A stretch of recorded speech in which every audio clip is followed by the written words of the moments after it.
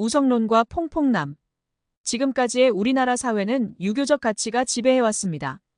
가부장제와 남존여비 사상이 그것이죠. 가부장제와 남존여비 사상은 거꾸로 여성의 안전과 여성의 부양을 책임졌죠. 기브앤테이크 성격이 강했습니다.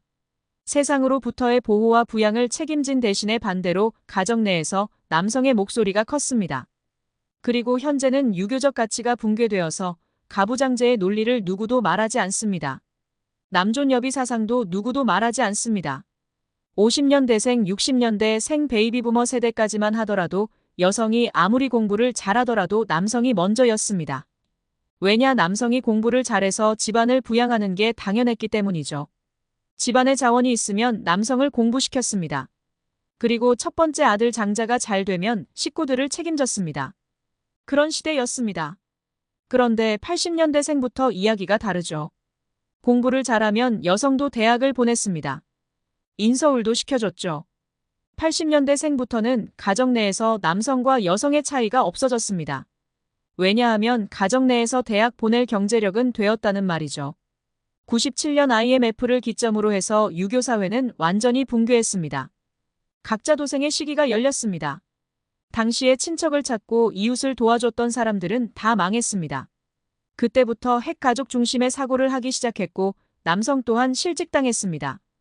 여성들은 남성들이 권력자이고 여성을 억압하는 존재라고 여성해방이라고 이야기하지만 IMF 이후부터 유교사회의 가치는 붕괴되었고 각자 도생의 시기가 열리기 시작한 겁니다.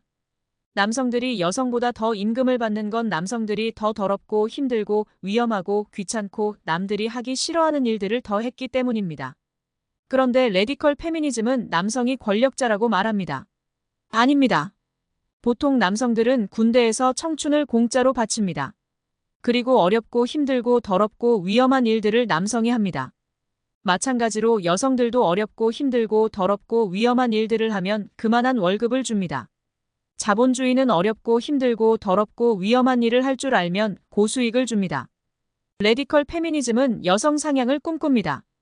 여성들이 못하는 일들을 남성이 당연히 해주고 여성을 양육해주고 여성이라서 못하는 것을 당연하게 여깁니다. 이건 평등한 게 아닙니다. 남자들이 원하는 건 공정한 결혼입니다. 남자들은 돈이 없으면 여자를 만나려고 하지 않습니다. 혼인 자체가 낮은 이유기도 합니다. 반대로 여자들은 돈이 없으면 남자를 만나려고 합니다. 왜냐 아는 겁니다. 취직이 성공의 지름길이라는 걸. 남성이 군대를 다녀오고 취직해서 돈을 벌어오는 결과의 여성이 레디컬 페미니즘의 여성이라면, 돈을 벌어서 결혼했는데 가성비의 5년 약속에 10년이라면 그걸 누가 받아들일 수 있죠. 자신의 인생이 날아가는데. 남자들은 알아버렸습니다. 가사노동은 이제 가전제품이 다합니다. 음식은 사 먹으면 됩니다. 가정을 가져도 노후는 내가 책임져야 합니다. 그렇다고 한다면 혼자 살다가 가도 괜찮다. 라는 마인드를 가지게 됩니다. 가정의 옆자리가 나의 인생을 강탈하는 것이라면 그걸 누가 받아들이죠? 정우성이 그곳까지 가려고 얼마나 고생을 했을까요? 정우성이 흘린 땀과 눈물이 지금 그 자리인데 애가 있다고 결혼해야 하나요? 결혼하면 가성비의 5년 약속의 10년일 텐데 사랑 없는 결혼은 이혼입니다. 뻔히 보이는 불구덩이로 들어가야 하나요? 사랑 없는 결혼은 개인적, 물질적, 사회적 피해를 낳기 마련입니다. 하룻밤 정으로 인생을 살 수가 없습니다. 아이는 불쌍하죠.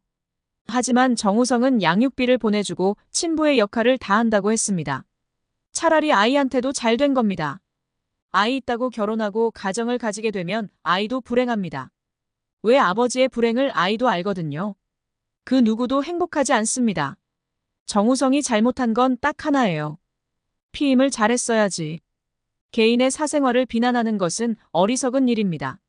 그리고 결혼이라는 건 인생을 건 도박과 같습니다. 왜냐하면 잘못하면 치명적인 상처를 입습니다. 절대로 실패하지 않아야 할 게임이죠. 한번 실패하면 회복하기 어렵고요. 후유증은 평생 갑니다. 평생 일궈놓은 커리어, 평생 가져온 평판과 이미지, 그리고 평생 일궈놓은 재산이 한순간에 갑니다. 그걸 비난하는 건 어리석은 일이죠. 여성들은 알아야 합니다. 이제 기회는 여성이 더 많습니다. 남성보다 더 쉬운 일을 하고 더 많은 배려를 받습니다. 그건 공짜가 아닙니다. 그건 과거 어머니들이 당한 일에 대한 대우를 해주는 것이었는데 그걸 부순 건 레디컬 페미니즘이죠. 여성의 성상품화 현상에 대해 목소리를 높일수록 예쁜 여성들이 돈 벌 기회를 막은 거죠. 사실 외모는 경쟁력입니다. 남성 여성 가리지 않습니다. 중졸의 정우성이 탑스타가 된 건 외모가 절대적이죠. 정우성이 배 나오고 못생겼으면 도태당했을 겁니다. 정우성이 잘생기고 몸이 좋고 키가 크니 몇 억짜리 CF 찍고 작품에 나오는 거 아닙니까? 남성들은 잘생긴 남성에 대해서 부럽다고 하지 레디컬 페미니즘처럼 공격하지 않습니다. 외모는 그냥 선천적인 재능과 같은 거예요. 하늘에서 주어진 재능입니다. 얼굴 천재 몸매는 그냥 유전자예요. 남자들은 그걸 알기에 인정합니다. 그리고 얼굴이 못생겼으면 또 못생긴 대로 삽니다. 이제 남자들은 우성론 할 겁니다.